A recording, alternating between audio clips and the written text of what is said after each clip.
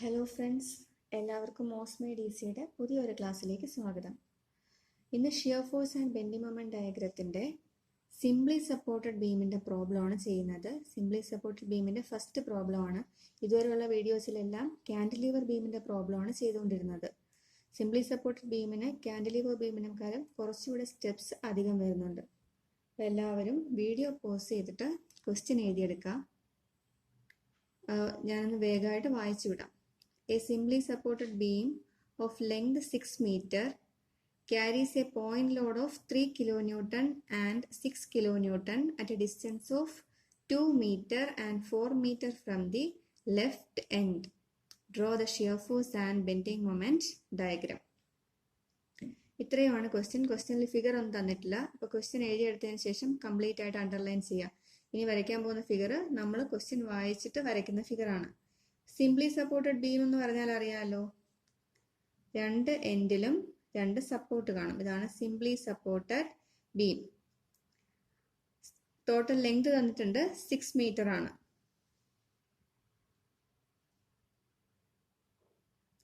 It carries point loads of 3 kilonewton and 6 kilonewton at a distance of 2 meter and 4 meter from the left end. അപ്പോൾ ഇത് right end, ഇത് left end. Left എൻഡിൽ നിന്നും 2 metre മാറി 3 kilo newton. അപ്പം 3 kilo newton എവിടെയാണ്? Left എൻഡിൽ നിന്ന് 2 മീറ്റർ മാറിയിട്ടാണ്. ഇനി 4 മീറ്റർ മാറിയിട്ട് 6 കിലോ ന്യൂട്ടൺ. അപ്പോൾ ഒരു 2 കിലോ ന്യൂട്ടൺ കൂടെ മാറണം. 2 മീറ്റർ കൂടി മാറണം. എന്നിട്ട് 6 കിലോ ന്യൂട്ടൺ. അപ്പോൾ ക്വസ്റ്റ്യൻ വായിച്ച് നോക്കിയിട്ട് ഫിഗർ വരച്ചു. എന്താണ് ക്വസ്റ്റ്യനിൽ പറഞ്ഞിട്ടുള്ളത്? സിംപ്ലി സപ്പോർട്ടഡ് ബീമാണ്, ലെങ്ത് 6 മീറ്റർ ആണ്. ലെഫ്റ്റ് എൻഡിൽ നിന്ന് 2 മീറ്റർ മാറി 3 കിലോ ന്യൂട്ടൺ എന്ന് പറയുന്ന ഒരു പോയിന്റ് ലോഡ് ഉണ്ട്. അതുപോലെ തന്നെ ലെഫ്റ്റ് എൻഡിൽ നിന്ന് 4 മീറ്റർ മാറിയിട്ട്, അതായത് ഈ 3 കിലോ ന്യൂട്ടൺ എന്ന് ഒരു 2 മീറ്റർ കൂടി മാറിയിട്ട് 6 കിലോ ന്യൂട്ടൺ എന്ന് പറയുന്ന ഒരു പോയിന്റ് ലോഡ് കൂടി ഉണ്ട്. അപ്പോൾ രണ്ട് പോയിന്റ് ലോഡുള്ള സിംപ്ലി സപ്പോർട്ടഡ് ബീമാണ്. ഫിഗർ വരച്ചു കഴിഞ്ഞു. സാധാരണ നമ്മുടെ ഫസ്റ്റ് സ്റ്റെപ്പ് എന്താണ്? നെയിം ചെയ്യണം. ബീമിന്റെ രണ്ട് എൻഡിൽ നെയിം ചെയ്യണം. പോയിന്റ് ലോഡ് ഉണ്ടെങ്കിൽ ആ പോയിന്റ്സിലൊക്കെ നെയിം ചെയ്യണം. UDLO UVLO ഒക്കെ ഉണ്ടെങ്കിൽ അതിന്റെ സ്റ്റാർട്ടിങ്ങിലും എൻഡിങ്ങിലും നെയിം ചെയ്യണം. ഇവിടെ രണ്ട് പോയിന്റ് ലോഡ് മാത്രമേ ഉള്ളൂ, നെയിം ചെയ്തു. ക്യാൻഡിലീവർ ബീം ആണെങ്കിൽ നമുക്ക് ഡയറക്റ്റ് ഷിയർ ഫോഴ്സ് കണ്ടുപിടിച്ച് തുടങ്ങാം. പക്ഷേ സിംപ്ലി സപ്പോർട്ടഡ് ബീം ആകുമ്പോൾ അഡീഷണൽ 2 സ്റ്റെപ്സ് വരും. അതായത് നെയിം ചെയ്ത് കഴിഞ്ഞാൽ 2 റിയാക്ഷൻ നെയിം ചെയ്യണം. RA RB. ഇവിടെ താഴോട്ടുള്ള ഫോഴ്സ്, പോയിന്റ് ലോഡ് മാത്രത്തിന്റെ വാല്യൂ ആണ് നമുക്ക് അറിയാവുന്നത്.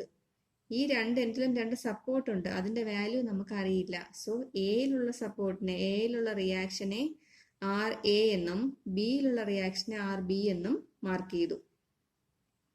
ഇനി ഈ 2 അൺനോൺ കണ്ടുപിടിക്കാൻ 2 ഇക്വേഷൻസ് വേണം. അതിൽ ഫസ്റ്റ് ഇക്വേഷൻ ഇതാണ്. Total downward force is equal to total upward force. Total downward force is equal to total upward force. ഇതാണ് ഫസ്റ്റ് ഇക്വേഷൻ. ഇതാണ് സിംപ്ലി സപ്പോർട്ട് ബീമിൽ അഡീഷണൽ ആയിട്ട് വരുന്ന കാര്യം. Total downward force is equal to total upward force. Downward force ഏതാണ്? 3ഉം 6ഉം. Total എന്ന് പറയുമ്പം 3 + 6, which is equal to total upward force RA plus RB. അതായത് RA plus RB is equal to 9. ഇതാണ് നമ്മുടെ ഫസ്റ്റ് ഇക്വേഷൻ. ഇനി സെക്കൻഡ് ഇക്വേഷൻ ഉണ്ട്.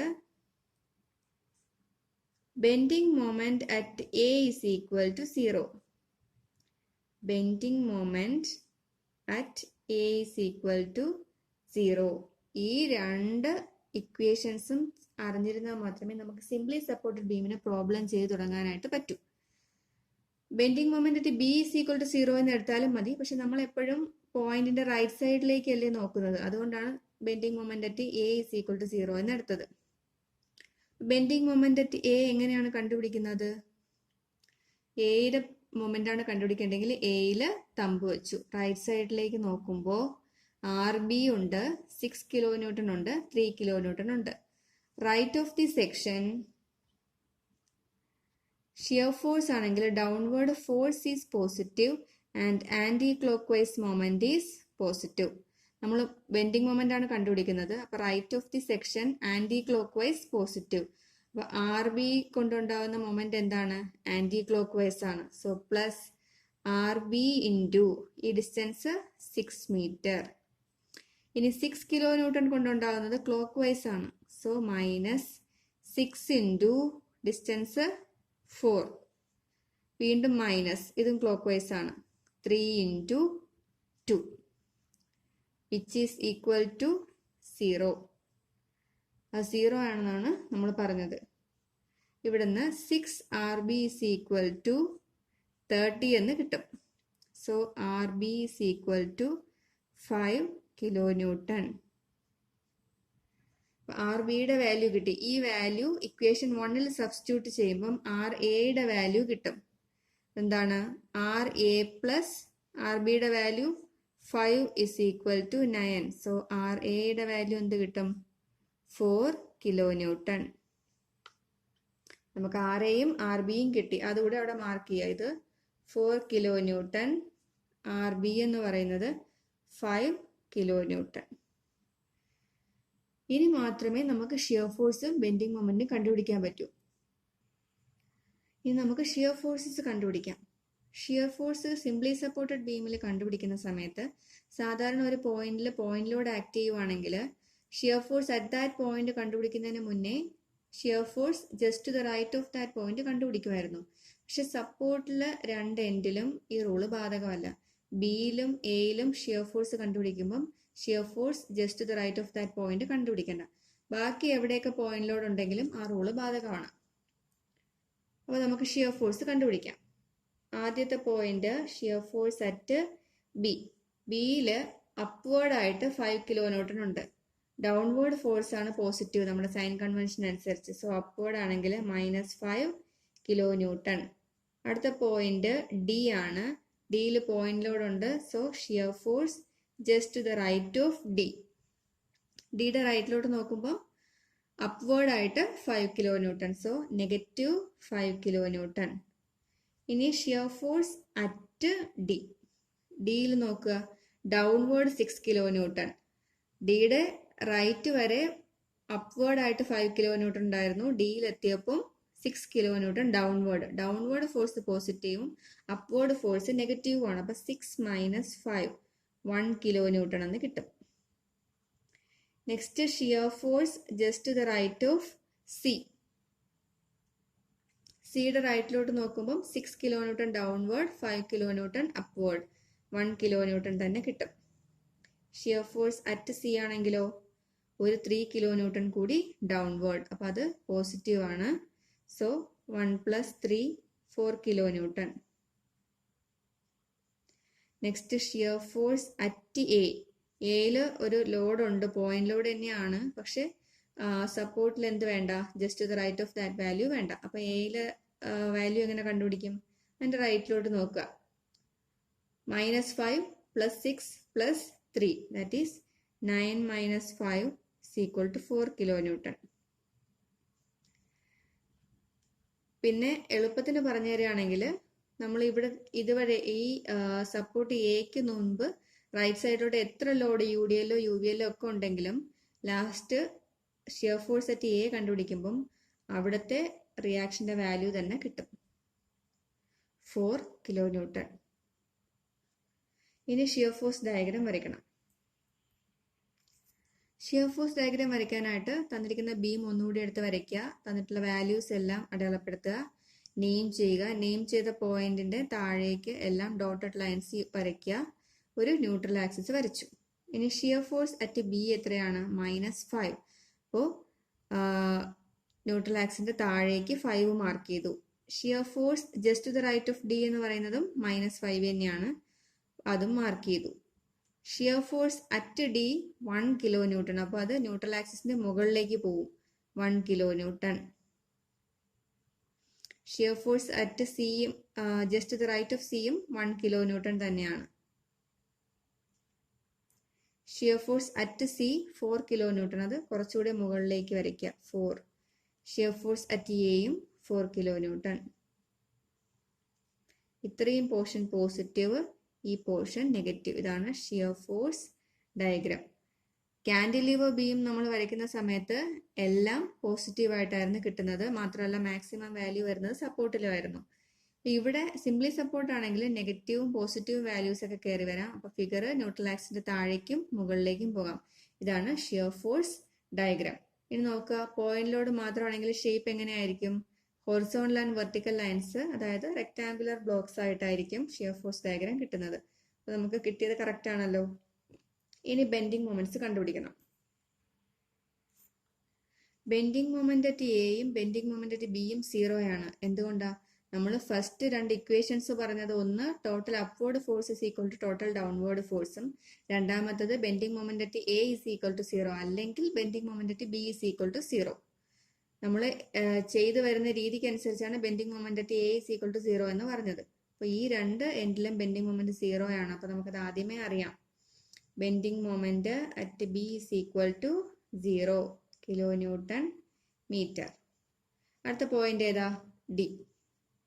Bending moment at D.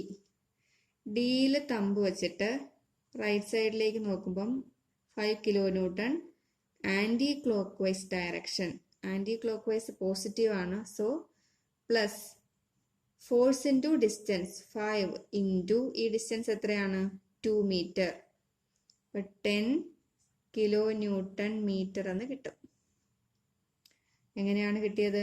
ഡിയിൽ തമ്പ് വെച്ചു, റൈറ്റിലോട്ട് നോക്കിയപ്പോൾ ഒരു ഫോഴ്സേ ഉള്ളൂ, അത് 5 kilonewton. Anticlockwise ആയതുകൊണ്ട് positive, 5 into that distance, force into distance. Next bending moment at C. അപ്പോൾ സിയിൽ വെച്ചിട്ട് റൈറ്റിലേക്ക് നോക്കുമ്പോൾ രണ്ടെണ്ണം ഉണ്ട്. 5 കിലോ ന്യൂട്ടൺ കൊണ്ടുണ്ടാകുന്നത് ആന്റി ക്ലോക്ക് വൈസ് ആണ്. So positive. Force into distance 5 into ഈ ഡിസ്റ്റൻസ് എത്രയാണ്? 4 മീറ്റർ. അടുത്ത 6 കിലോ ന്യൂട്ടൺ ക്ലോക്ക് വൈസ് ആണ്. So minus force into distance. Force 6 into distance 2. അപ്പോൾ 20 minus 12 8 kilonewton metre. Next bending moment at A, അത് 0 തന്നെയാണ്, 0 kilonewton metre. Bending moments എല്ലാം കിട്ടി. ഇനി ബെൻഡിങ് മൊമെന്റ് ഡയഗ്രാം വരയ്ക്കണം. ഷിയർ ഫോഴ്സ് ഡയഗ്രത്തിന്റെ താഴേക്ക് കുറച്ചുകൂടെ ഡോട്ടഡ് ലൈൻസ് വരയ്ക്കുക. ഇവിടെയാണ് ബെൻഡിങ് മൊമെന്റ് ഡയഗ്രാം വരയ്ക്കാൻ പോകുന്നത്. ബെൻഡിങ് മൊമെന്റ് ഡയഗ്രത്തിന് ഒരു ന്യൂട്രൽ ആക്സിസ് വരയ്ക്കുക. ബെൻഡിങ് മൊമെന്റ് അറ്റ് ബി 0 ആണ്. ബെൻഡിങ് മൊമെന്റ് അറ്റ് ഡി 10 ആണ്. 10. Bending moment at C 8. ഇവിടെ 8. Bending moment at A 0. Positive. Bending moment diagram. Cantilever ബീമിനാണെങ്കിൽ മാക്സിമം ബെൻഡിങ് മൊമെന്റ് സപ്പോർട്ടിലായിരിക്കും. പക്ഷെ സിംപ്ലി സപ്പോർട്ടഡ് ബീമിന് നമുക്ക് അങ്ങനെ പറയാൻ പറ്റില്ല. ബീമിന്റെ ഇടയ്ക്ക് എവിടെയെങ്കിലും ആയിരിക്കും മാക്സിമം ബെൻഡിങ് മൊമെന്റ് വരുന്നത്. അത് എവിടെയാണെന്ന് ചോദിച്ചാൽ ഷിയർ ഫോഴ്സ് 0 ആകുന്ന ഏതെങ്കിലും ഒരു പോയിന്റ് ഉണ്ടെങ്കിൽ അവിടെ ആയിരിക്കും ബെൻഡിങ് മൊമെന്റ് മാക്സിമം. അപ്പോൾ നമ്മുടെ shear force bending moment diagram correct ആണോ എന്ന് അറിയാൻ സിംപ്ലി സപ്പോർട്ടഡ് ബീമിൽ ഒരു വഴിയുണ്ട്. ഷിയർ ഫോഴ്സ് ഡയഗ്രാം നോക്കുക, അതിൽ എവിടെയെങ്കിലും ഷിയർ ഫോഴ്സ് 0 ആയിട്ടുണ്ടോ എന്ന് നോക്കുക. ഈ ഒരു പോയിന്റിലാണ് നോക്ക് -5 നിന്ന് +1 പോയത്. -5 നിന്ന് ഇങ്ങനെ വാല്യൂ മാറി 0 കഴിഞ്ഞിട്ടാണ് 1 എത്തുന്നത്. അപ്പോൾ ഷിയർ ഫോഴ്സ് ഡയഗ്രത്തിൽ 0 വന്നത് ഈ പോയിന്റിലാണ്. അതിന്റെ നേരെ താഴെ തന്നെയാണ് എന്ത് വന്നിട്ടുള്ളത്? ബെൻഡിങ് മൊമെന്റ് മാക്സിമം വന്നിട്ടുള്ളത് 10 അല്ലേ, ബാക്കി വാല്യൂ 8 ആണ്. അപ്പോൾ ഇങ്ങനെ ഇൻക്ലൈൻഡ് ആയിട്ട് വരുമ്പോൾ ഈ 10-നെക്കാട്ടിലും കുറഞ്ഞിട്ടുള്ള വാല്യൂ ആണ് ഈ സൈഡിലായാലും ഈ സൈഡിലായാലും ഉള്ളത്. അപ്പോൾ നമുക്ക് കിട്ടിയത് കറക്റ്റ് ആണ്. ഇനി പോയിന്റ് ലോഡിന്റെ ബെൻഡിങ് മൊമെന്റ് ഡയഗ്രാം എങ്ങനെയായിരിക്കും? ഇൻക്ലൈൻഡ് ആയിരിക്കും. അപ്പോൾ ഇതാണ് shear force and bending moment diagram of A simply supported beam. ഇനി സിംപ്ലി സപ്പോർട്ടഡ് ബീമിന് തന്നെ UDL വരുന്നത്, UBL വരുന്ന പ്രോബ്ലംസ് ഒക്കെ നെക്സ്റ്റ് വീഡിയോസിൽ ചെയ്യും. എല്ലാവരും പ്രോബ്ലം ചെയ്ത് തന്നെ പഠിക്കുക. ക്ലാസ് ഇഷ്ടപ്പെട്ടെങ്കിൽ വീഡിയോ ലൈക്ക് ചെയ്യുക, ഷെയർ ചെയ്യുക, സബ്സ്ക്രൈബ് ചെയ്യുക. Thank you for watching.